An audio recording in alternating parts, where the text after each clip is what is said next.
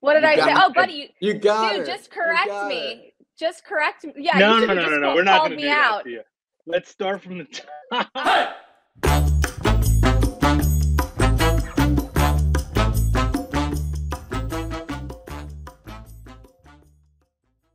Welcome inside MASL Midweek with Michelle Gingras. I'm Michelle Gingras, and this week I am so happy to be joined by Florida Tropics member Zach Reget. We are so stoked to have you. I can imagine it is nice and warm in Florida right now. It is 12 degrees currently in New York. How you doing? It's 82 here today. Real nice, so I can't complain being from the Midwest. I know they got some snow recently, so the body feels good. Nice tropical weather. I can't complain. Yeah, it's been chilly here. It was a nice little dusting, the first snow where you always enjoy like the first snow of winter, I feel like, and then you get real sick of it real quick. So I have a feeling that we're headed that way soon in New York. But you mentioned that you are from the Midwest. So, and you also, when we were just talking off camera, told me you're an NFL fan. So the Green Bay Packers have looked pretty good this season. Tell me your thoughts. Well, they won me my fantasy league, so I'm already happy with them. Well, there you go. Yep, they did their job, and now, this last couple of weeks is when they got to show up. So I'm pretty excited for it. I've been, grew up Packer household, Packer family, so it's exciting to be on the winning side compared to the Did you state. ever get to games at Lambeau when you were growing up? I just did last year actually with my uncle for the first time. It was pretty awesome. I'm glad I got to experience it, and he's a good time. So I was definitely happy he brought me with his boys for a trip. I think I can definitely appreciate more older than I would have, younger. Mm-hmm. So Yeah, there's so much history there. I mean, especially comparatively, if you've gone to other just arenas or stadiums across the country. How did that experience compare for you? I mean, the whole town is kind of bought in. That whole street, I was amazed. I was just everything's Packer, everything's Yeah. Lamb. I mean, we went to the Chipotle. I'm pretty sure it was green and yellow. I mean, it was just pretty cool. It was just cool. The whole city is so, yeah. I mean, it's Yeah. cold, but the atmosphere is insane. Absolutely. Yeah, it's such an incredibly loyal fan base. What was it like to grow up in Wisconsin and then now be in Florida? How has that changed for you? Um, I've definitely realized how nice weather is outside of the Midwest. Yeah. We leave at a perfect time. We right when the season's about to start, it starts to get a little chilly, and then we leave and it's the tundra, and then you come back in the summer and it's somewhat nice, and then randomly snows in May or something. So Yeah. it keeps you on your toes. I'm happy I'm not in it. What about, do you ever get back for the summer at all ever? Because I hear Midwest summers are like the nicest though. No, is that not true? I love the like heat. on the I lake, love the like heat. the lake life in the Midwest, I heard is like the thing to do. The lake life is nice, but man, the beach Yeah, you might can't have me. beat that.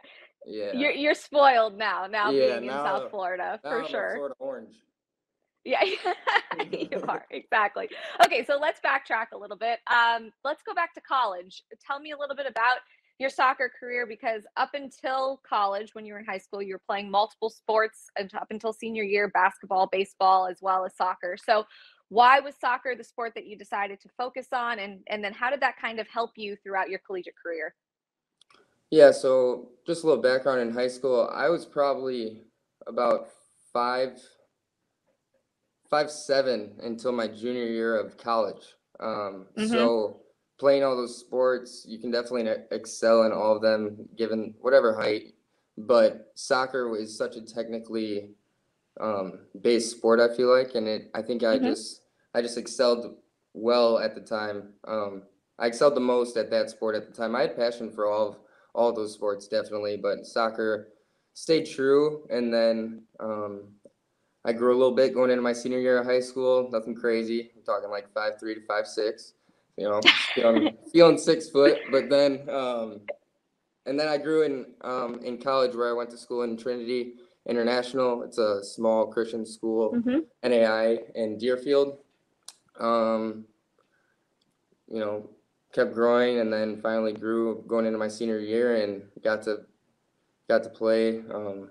I would say more to the best of my abilities because of having a body ready to go is much easier. So I mean, you mentioned, maybe by your senior year being able to play to the best of your abilities, but I mean, you racked up the awards throughout college in Yeah. soccer. So you were doing something right from the beginning. But I want to go back to what you said about the technical part of the game that you really identified with soccer, because a lot of that is the same with indoor soccer. You use those same technical skills. It's a smaller pitch.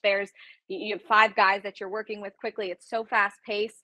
Did you know back then that you could see yourself like doing this for a career down the road, and maybe indoor soccer could be that career? I was pretty in tune with the community with the Kenosha and Milwaukee growing up. Mhm. So I went to a couple Wave games Mhm. growing up. Actually, I'd probably say a good amount. It was always fun to watch. It was never my first priority.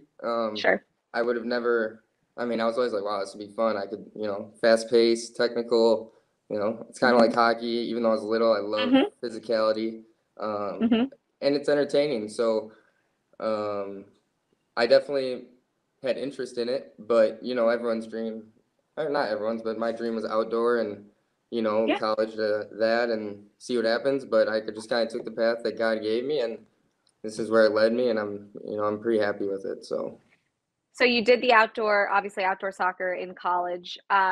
Before I go into why how you've transitioned into the indoor game and how that compares, let's talk a little bit about some of the awards that you won in college. Which one do you think that you're most proud of? My senior year, we finally went to playoffs as a team. That was probably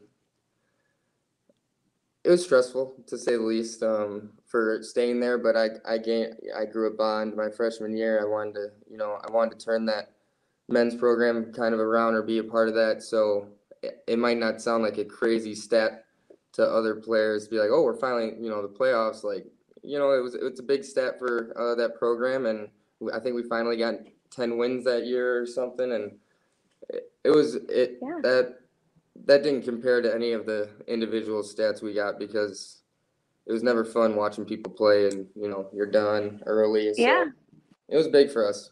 So that's a great point. So that was, to make the playoffs for you your senior year, was that it was just, I don't know, what did it do for you emotionally? Because as you mentioned, it was something that you set your sights on freshman year. So to accomplish it, it kind of sounds like the individual stuff was kind of just secondary after that. Yeah, my high school program was really good. So going from that atmosphere to something a little different um, was tough. I mean, being young, I didn't really know how to handle it. To be honest, I had a huge learning curve from not just soccer but off the field as well, and I just kind of honed into it and got motivated from it, and kind of took it as a goal to, hey, by my junior senior year, I want to be leading in the correct way, not only on the field, but as a man of God, Hmm. and try to Sure. hold myself to a standard to where you can lead, be a light in a dark place of sport, because I mean, it's not always the best. Yeah. Yeah. You have to find ways to persevere at times as well, right? And I guess areas to turn to. So faith is very important during that time.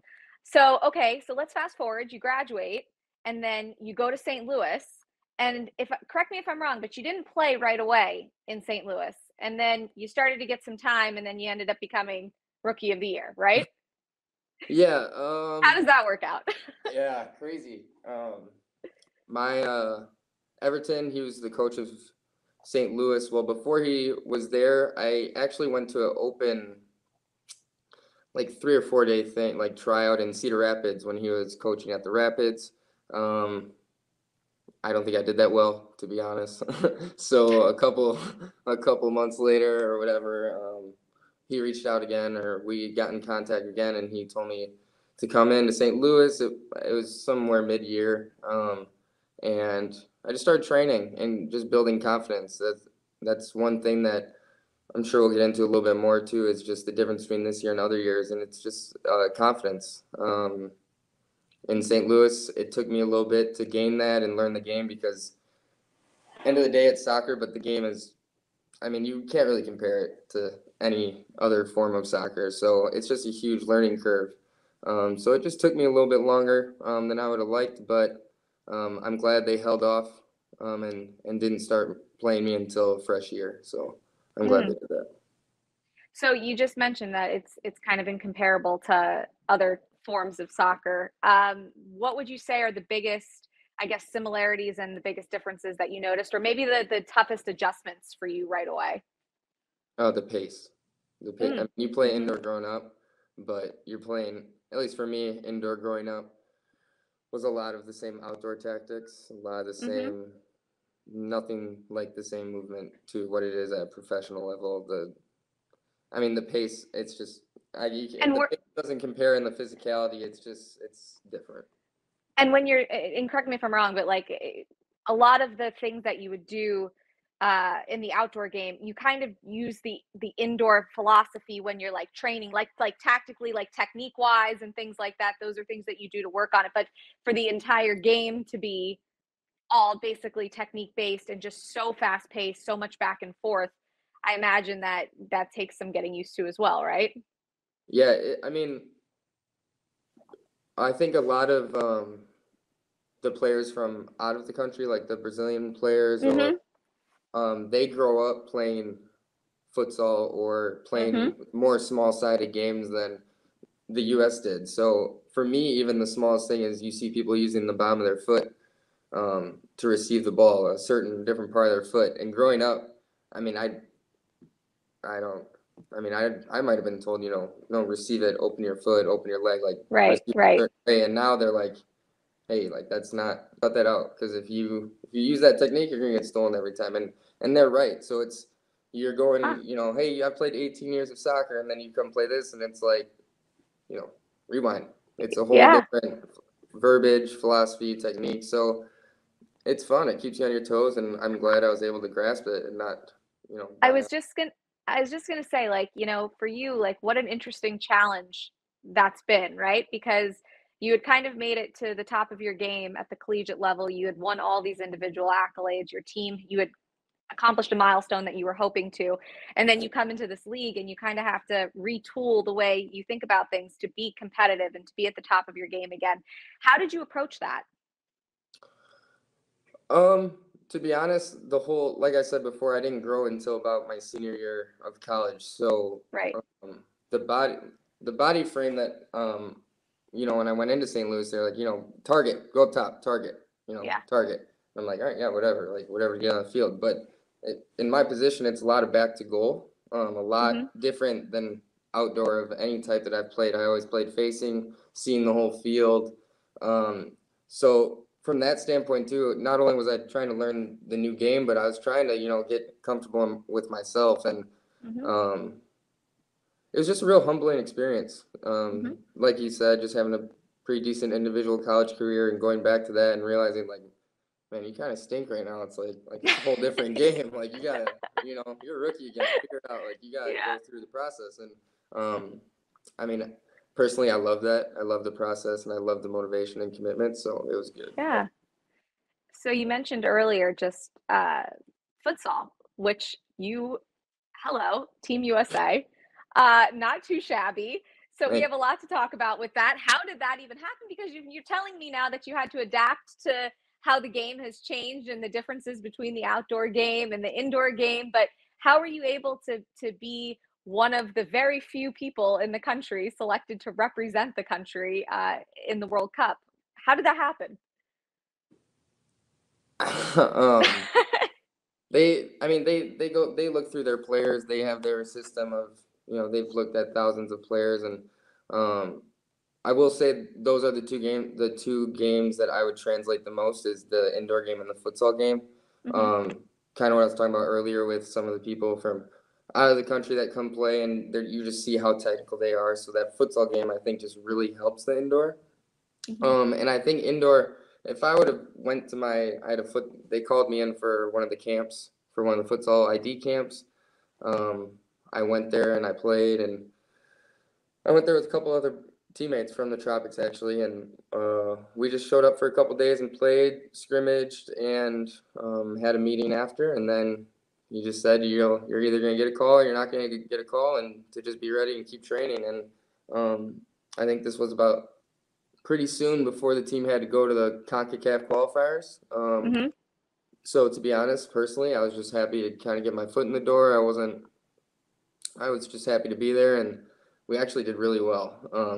The group that went there to play against them, so they called a couple of us back, and it was just one of those things I think that I capitalized on my chance, which growing, if I went to a 1 or 2 day tryout, I was poor. I was actually really bad.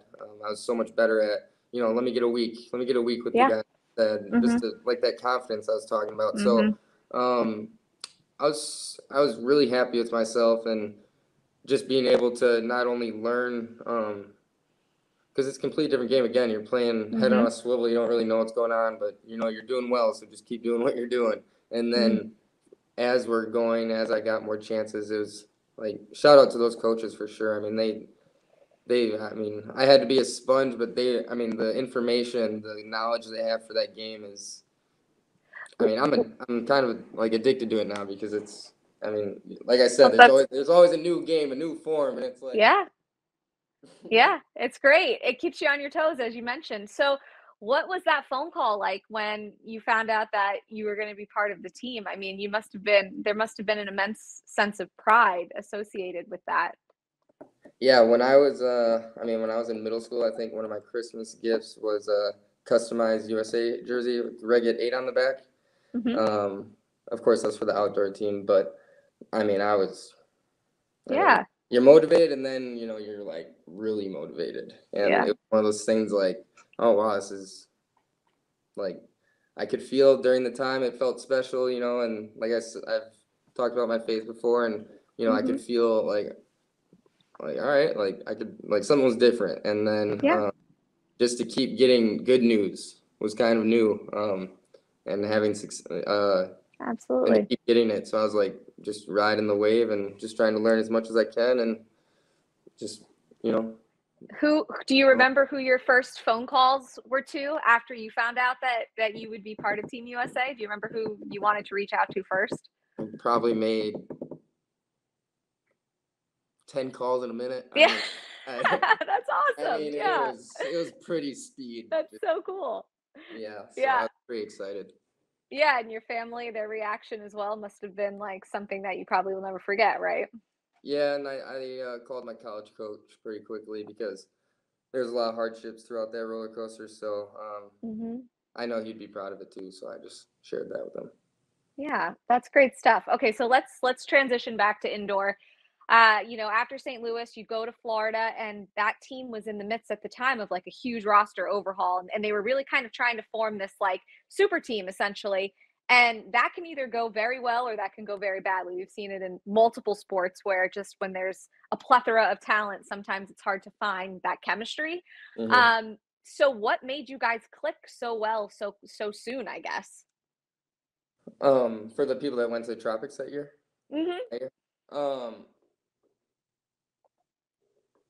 Sometimes I think a lot of things took place. From the ownership of the Tropics, I think they had a certain target player, like a certain type of player, a certain type of mindset, how they hold themselves. And I think they had their list on their sheet, and they just kept going after the ones they wanted. And I saw that when I came in, because the people they brought in, it was just a good group. We clicked immediately. I'm not saying we were all best friends, but our training was business. It was immediately a culture change. I think, you bring in 5 or 6 players for sure, and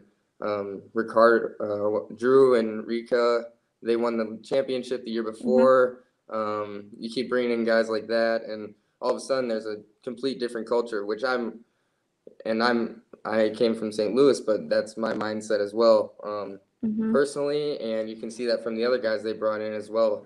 And the guys that were here too, they kept the right guys, and it was a humble year. Everyone had something to prove. No one felt more than themselves, and that year felt special. And I feel like if it didn't get cut short, that could have been a really awesome year for us, because even now, this year has the same kind of feel to it, because we kind of had a reality check.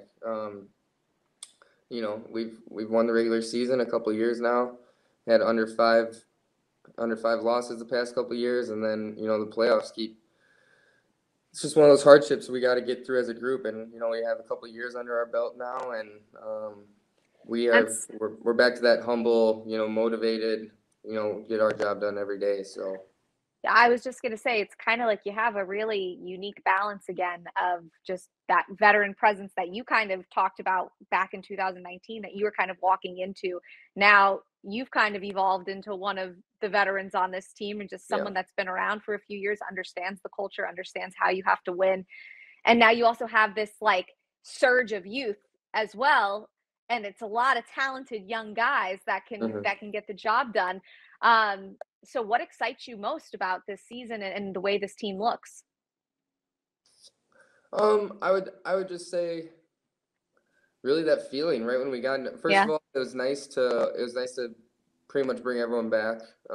We had a good amount of, I don't know how many actually made the free agent board, but we had a good amount of re-signings or extensions. We added Taylor as well. There's didn't lose.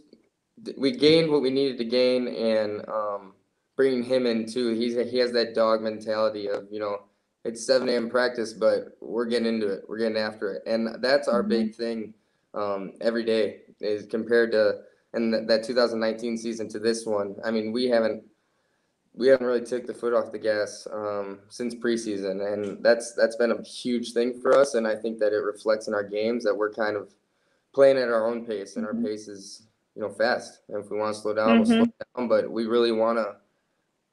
Everyone's got something to prove on each shift, and you kind of see it. Of course, we're not. No one's perfect. You're like, oh, that quarter was that, but you watch the full game, and you're like, oh, they're buzzing. They have something. Yeah. And 6 out of 7 days we're working. So that's, I guess you could say from your team standpoint, your expectations for yourselves and your goals. What about you personally this season? What does the next step look like for you? I would just say keep playing with confidence. Don't let anything get me off that. And I will attribute futsal to helping me refine my confidence. I'm not gonna say futsal's a guru and it taught me all these new things, but it teaches you a lot, and kind of just learning different runs that my teammates were using before I played futsal, who have that futsal background. Now I see that run and I can play them a ball. I know what they're going to do. So those little things have translated into chemistry with just the other teammates. So I would just say personally, just keep playing with confidence and, doing the small things, making sure I keep the energy and, playing for an audience of one, and hopefully finally bringing that thing home, because it's due. It's due. This was awesome. Thank you so much for taking the time to catch up with me and to tell me a little bit about your background. I think fans will really enjoy getting to know you a little bit better. Well, thank you for having me. I appreciate it.